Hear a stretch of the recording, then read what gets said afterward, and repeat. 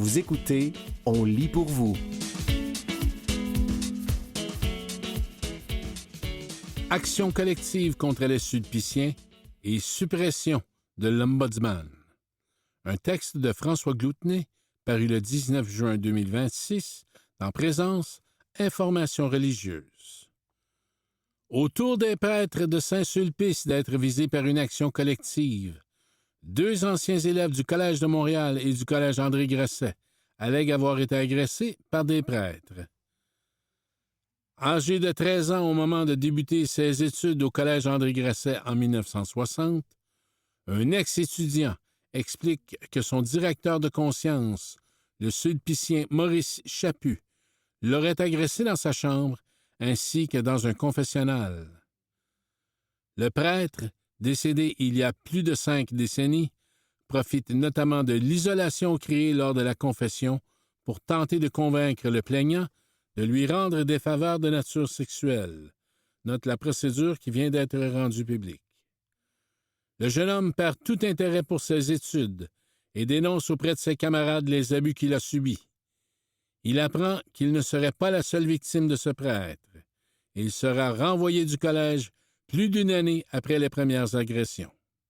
La seconde dénonciation est recueillie auprès d'un homme âgé aujourd'hui de 58 ans.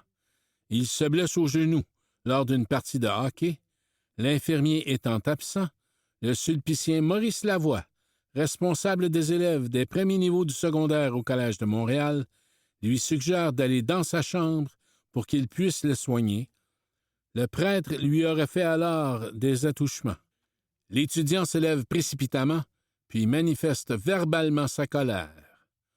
Au cours des mois suivants, il se sent constamment traqué par M. Lavoie, qui devient même son directeur spirituel. Dans l'espoir d'être mis à la porte du collège, cet étudiant, qui souhaitait à son arrivée au collège devenir prêtre, cesse d'aller à ses cours. Le sulpicien Maurice Lavoie, ainsi qu'un autre sulpicien, toujours vivant aujourd'hui, sont qualifiés de fifeux et de pédophiles dans cette demande d'autorisation d'exercer une action collective présentée par les cabinets Bellemare Avocats et Lambert Avocats. Ce second sulpicien sera le dernier prêtre à diriger le Collège de Montréal, un établissement d'enseignement fondé par les sulpiciens il y a 260 ans. À noter que le document judiciaire ne contient aucune allégation précise contre lui. Le supérieur canadien des prêtres de Saint-Sulpice, M. Jorge Pacheco, n'avait pas répondu à notre demande de commentaire au moment de publier ces lignes. Idem pour les responsables du camp Ollier, un camp de vacances situé à Sainte-Anne-des-Lacs et qui a été fondé notamment par le sulpicien Maurice Lavoie en 1954. Ce prêtre y aura été animateur durant 6 décennies, selon ce qu'indique son avis de décès. Patrick Caron, actuel directeur général du Collège André Grasset, note que les relations entre les prêtres de Saint-Sulpice et le collège sont aujourd'hui minimales. On verse notre loyer, reconnaît-il, tout en rappelant que les sulpiciens ont quitté la direction de cet établissement en 1991. M. Caron n'a pas eu de connaissance de plaintes formulées par d'ex-étudiants contre les prêtres qui ont enseigné à ce collège fondé en 1927. Pour sa part, Patricia Steben, directrice générale du Collège de Montréal, se dit navrée d'avoir appris cette semaine qu'une telle procédure judiciaire vise les fondateurs du Collège de Montréal.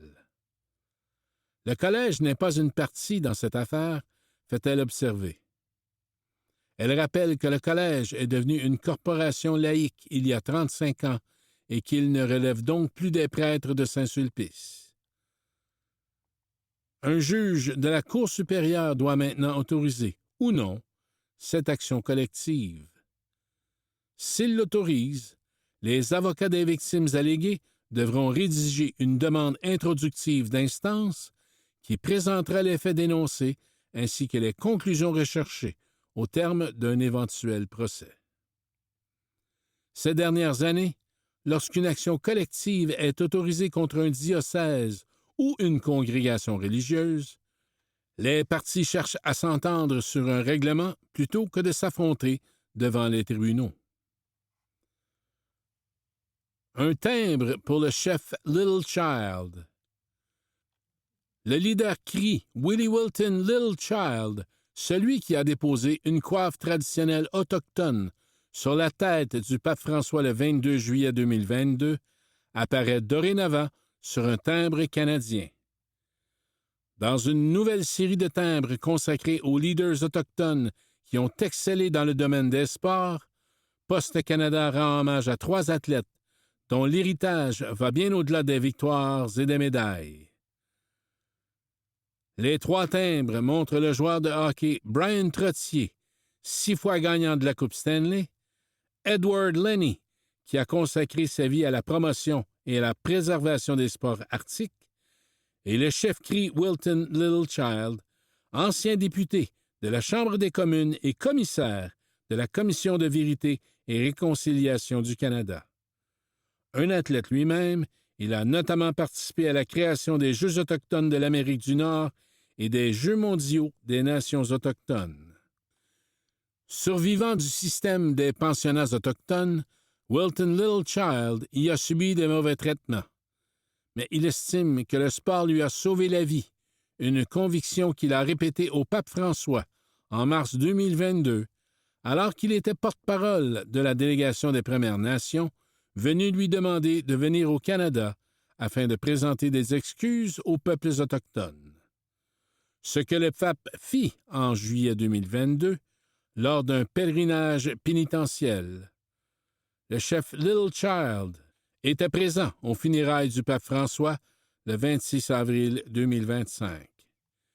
Créé en septembre 2021 par les évêques catholiques canadiens afin de recueillir 30 millions et soutenir les initiatives de guérison et de réconciliation pour les survivants et survivantes des pensionnats indiens, leurs familles et leurs communautés, le Fonds de réconciliation avec les Autochtones comptait, à ses débuts, Wilton Little Child parmi ses administrateurs.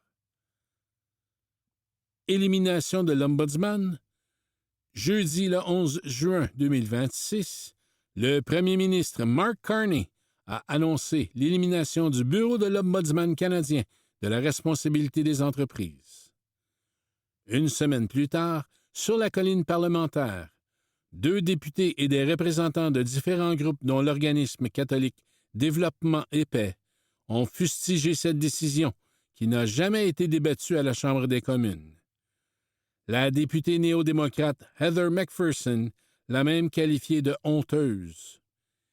Keegan Irish, chargé de plaidoyer à Développement et Paix, a rappelé qu'en 2018, le gouvernement de Justin Trudeau avait mis sur pied l'Ombudsman canadien de la responsabilité des entreprises après une large mobilisation citoyenne demandant la nomination d'un médiateur indépendant capable de mener des enquêtes sur les abus commis par les entreprises canadiennes à l'étranger. Déjà, en 2013, Développement et Paix recueillait auprès des catholiques quelques 85 000 signatures en faveur de la création d'un poste d'ombudsman afin de surveiller les agissements des compagnies minières canadiennes qui œuvraient dans les pays pauvres. Au lieu de s'appuyer sur ce remarquable activisme et cette participation au processus démocratique, la suppression de l'Ombudsman constitue un véritable coup porté au pouvoir du peuple dans ce pays, a déclaré Keegan Irish. Je vais être très clair, a tonné la députée Heather McPherson. Les Canadiens ont le droit de savoir si les entreprises qui arborent le drapeau canadien agissent d'une manière qui respecte les valeurs, les principes et, en fait, les lois du Canada. Pour la représentante d'Edmonton Strathcona, cette décision du premier ministre Carney n'est qu'un autre exemple de plus de la façon dont cette administration fait passer les profits avant le bien-être des gens. Le gouvernement libéral abandonne ceux qui risquent leur vie afin de protéger l'environnement, leur communauté, l'eau ainsi que les droits de la personne, a-t-elle ajouté. Il les laisse tomber, c'est lamentable. Selon Siobhan V. Pond, vice-présidente du Congrès du travail du Canada, l'Ombudsman était l'un des rares mécanismes disponibles pour enquêter sur les abus et entendre les plaintes. Il ne faut pas démanteler ce bureau, mais plutôt le renforcer, dit-elle. Les travailleurs et les collectivités touchées par les actions d'entreprises canadiennes à l'étranger méritent un endroit où demander reddition de comptes et justice. La déclaration de Winnipeg. Au Canada, les terrains qui appartiennent à des églises et à des groupes religieux occupent plus de 30 000 acres, soit 2 fois la superficie de la ville de Vancouver. C'est ce qu'affirme l'organisme montréalais Relevin, qui depuis 2018 veille à préserver, mais surtout à réaménager les lieux de culte sous-utilisés afin de les transformer en logements abordables et en espaces au service de la collectivité. Relevin entreprend ces jours-ci une campagne de sensibilisation et demande que les citoyens apposent leur signature au bas d'une déclaration disponible sur le site change.org. Cette déclaration invite les leaders religieux de tout le Canada à consacrer une partie de leur propriété à la lutte contre l'itinérance et au renforcement de la résilience des communautés, en y intégrant des logements abordables ainsi que des espaces communautaires. Cette pétition appelée « Déclaration de Winnipeg » demande aussi aux gouvernements municipaux et provinciaux d'adapter et de modifier leurs règlements qui empêchent actuellement les biens religieux de devenir des atouts pour la communauté. Action collective contre les sulpiciens et suppression de l'Ombudsman, un texte de François Gloutenay, paru le 19 juin 2026, en présence Information religieuse.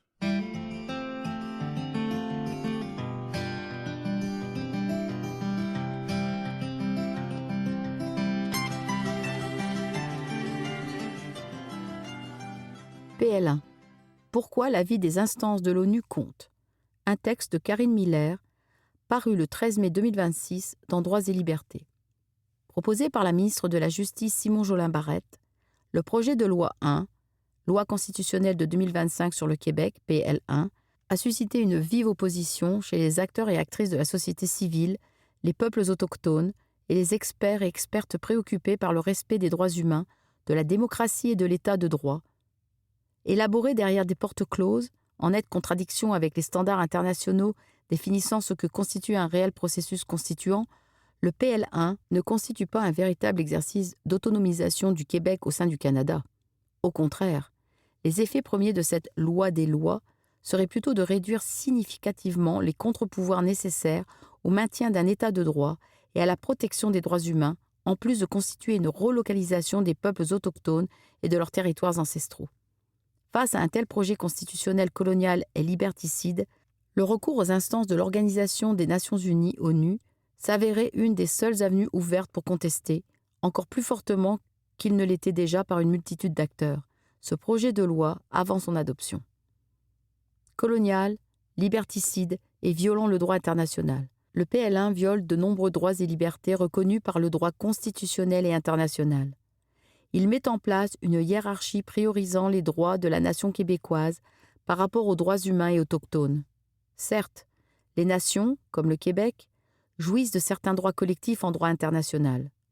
Un État peut également prendre des mesures pour assurer l'accueil de personnes nouvellement arrivées et la cohésion sociale. Toutefois, l'idée que les droits de la nation puissent permettre d'ignorer ou de nier ceux des minorités nie le fondement même de la dignité humaine et de l'article 1 de la Déclaration universelle des droits de l'homme, DUDH, adoptée en réponse aux conséquences désastreuses de la Deuxième Guerre mondiale.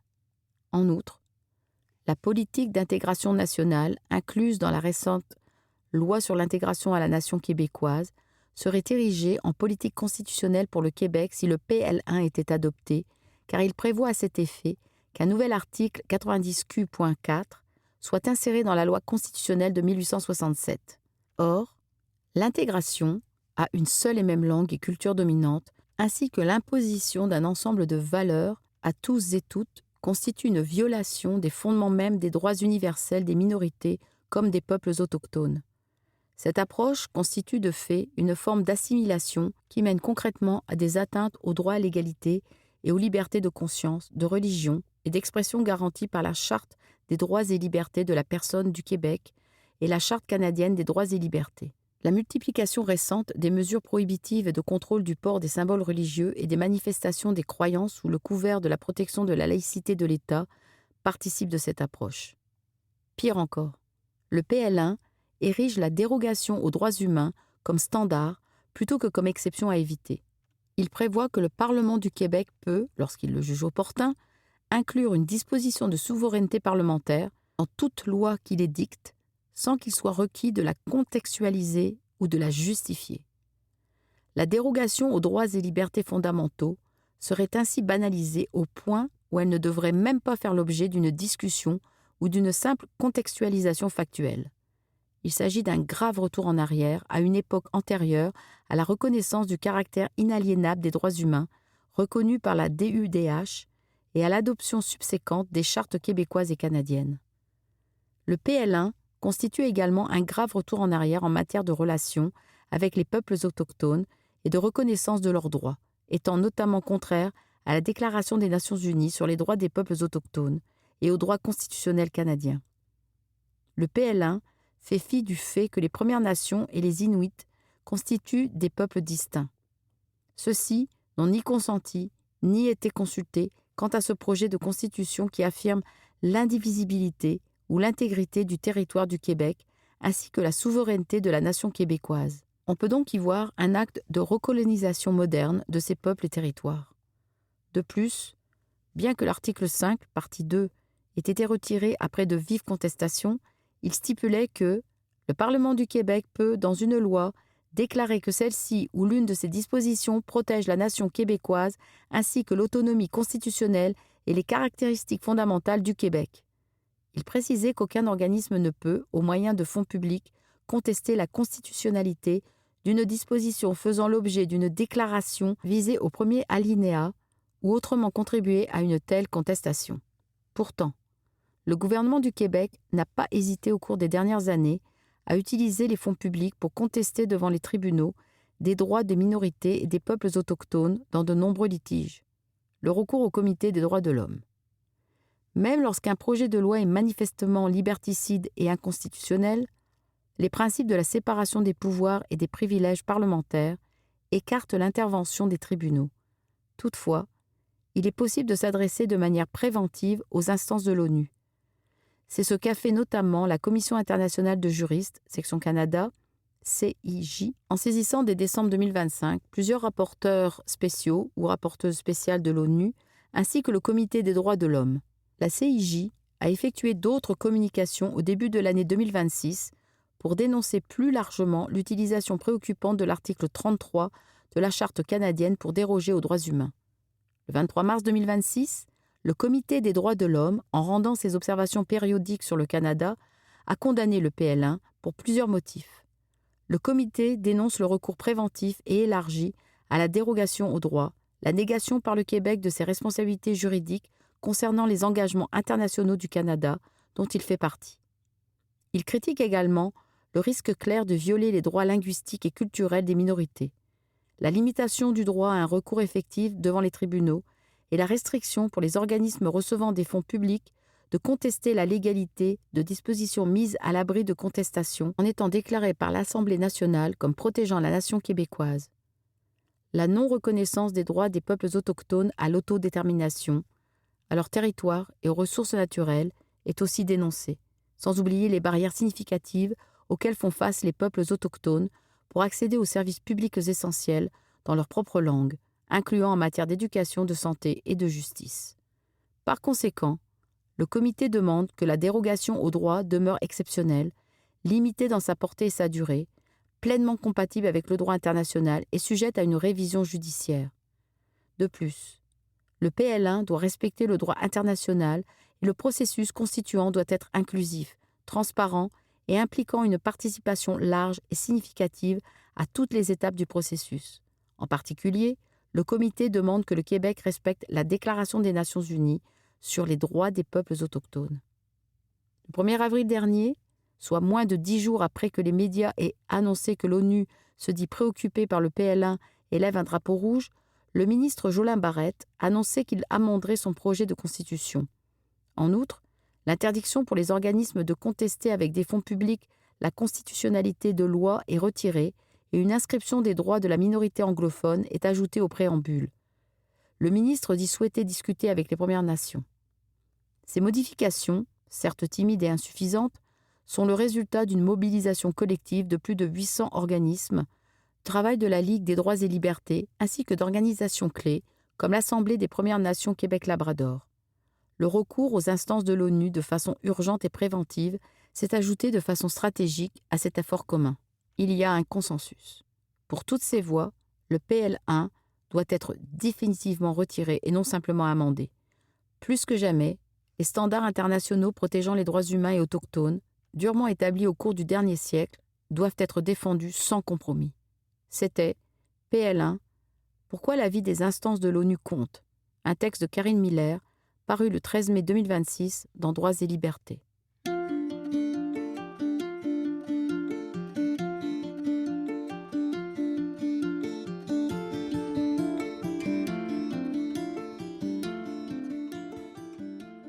Reconnaissance vocale, vieille adresse courriel et l'infâme nettoyage d'un PC. Un texte d'Alain McKenna, paru le 8 juillet 2026 dans la presse. Un lecteur, Pascal Mailloux, demande « Lorsque je communique par téléphone avec Desjardins, il m'identifie avec ma voix. Est-ce qu'avec l'intelligence artificielle, des malfaiteurs pourraient copier ma voix lors d'un appel non désiré? Pourquoi Desjardins ne fait pas la vérification en 2 étapes lors de ses appels? » C'est une question légitime. Mais Desjardins dit qu'elle fait plus que simplement écouter le charmant timbre de la voix de ses clients, justement pour éviter les cas d'usurpation. Pour vous authentifier par téléphone, Desjardins compare les caractéristiques uniques de votre voix à une empreinte vocale chiffrée, puis ajoute pour s'assurer de votre identité d'autres informations liées à votre appel, comme les caractéristiques de votre combiné téléphonique et les renseignements associés à votre numéro de téléphone. La voix comme telle n'est donc qu'une partie de l'authentification. C'est une authentification à plus d'un facteur, même si ce n'est pas entièrement apparent. Pour créer une empreinte vocale, le système capte des paramètres comme votre tonalité et votre débit. Vous devez d'abord vous y inscrire et enregistrer un court extrait de votre voix par téléphone. L'empreinte est stockée de façon sécuritaire et n'est pas un enregistrement direct de votre voix. Vous pouvez désactiver ce mode d'authentification à tout moment, si cela vous inquiète. Si Desjardins ne peut vous authentifier à l'aide de votre voix et des autres paramètres de l'appel, un conseiller prendra la ligne et validera votre identité avec d'autres méthodes d'authentification, comme l'envoi d'un code par texto ou courriel. Un lecteur, Alain Marcoux, demande « J'ai le logiciel CCleaner installé sur mon PC. Récemment, il m'a suggéré de lancer mon bilan de santé et d'analyser mon disque dur. Il a trouvé des fichiers indésirables et des fichiers à nettoyer. Cette analyse et le nettoyage suggérés sont-ils sécuritaires? » Ce message utilise une vieille recette informatique. Inquiétez l'utilisateur pour justifier un logiciel. Vous pouvez ignorer cette alerte. L'analyse en soi reste sécuritaire, mais le nettoyage automatique comporte des risques inutiles. Le volume de fichiers indésirables affichés par CCleaner regroupe surtout des données temporaires, comme celles de votre navigateur web et de la cache système. Ces éléments s'effacent au redémarrage et se recréent de toute façon dès que vous relancez vos logiciels. Si votre disque dur a encore assez d'espace de stockage pour fonctionner correctement, ne vous embêtez pas avec ça. Par le passé, CCleaner jouissait d'une excellente réputation. Mais son rachat par le géant Avast a changé la donne. Il est devenu lourd, intrusif et commercial. Il cherche constamment à s'exécuter en arrière-plan pour collecter des données ou vous vendre sa version payante. Libérez de l'espace en le désinstallant. Windows intègre déjà un outil officiel parfait. Tapez « Nettoyage de disque » dans votre barre de recherche. Ce programme maison élimine les surplus informatiques sans risquer de briser des fichiers système essentiels. Une lectrice, Pierrette Pérus, demande « Mon adresse courriel est sous le domaine sympathico.ca de Bell. Si je quitte ce service pour un concurrent, vais-je être obligé d'abandonner mon adresse courriel ou vont-ils maintenir mon accès? » La réponse est triste et sans appel. Si vous mettez fin à votre abonnement Internet chez Bell, vous perdrez l'accès à votre adresse sympathico.ca. Remarquez, il y a pire. Un de nos collègues, qui a quand même vu neiger, est pris avec son adresse CompuServe. Une antiquité. Forcément, les fournisseurs de services Internet n'offrent pas ces boîtes de courriel par pure générosité. Ils les utilisent comme un outil de rétention pour vous lier à leur service. Maintenir l'infrastructure de millions de comptes inactifs coûte cher et Bell coupe généralement l'accès quelques semaines après la résiliation de l'abonnement de ses ex-clients. Pour éviter de tout perdre, vous pouvez orchestrer une transition tout en douceur en utilisant un tiers-service comme Gmail ou Outlook de Google et Microsoft, ou même ProtonMail, pourquoi pas. Ouvrez un compte gratuit sur l'une ou l'autre de ces plateformes et automatisez le renvoi de messages de votre compte Sympathico vers la nouvelle adresse, tout en avertissant vos proches du changement d'adresse. Peut-être même dans la signature dans vos propres courriels. Prenez aussi le temps d'inscrire cette adresse sur vos comptes importants, votre institution bancaire, Hydro-Québec, l'Agence du revenu du Canada, etc. Cela vous permettra ensuite de trouver un fournisseur Internet mieux adapté à vos besoins et à votre budget. C'était Reconnaissance vocale, vieille adresse courriel et l'infâme nettoyage d'un PC, un texte d'Alain McKenna, paru le 8 juillet 2026 dans La Presse.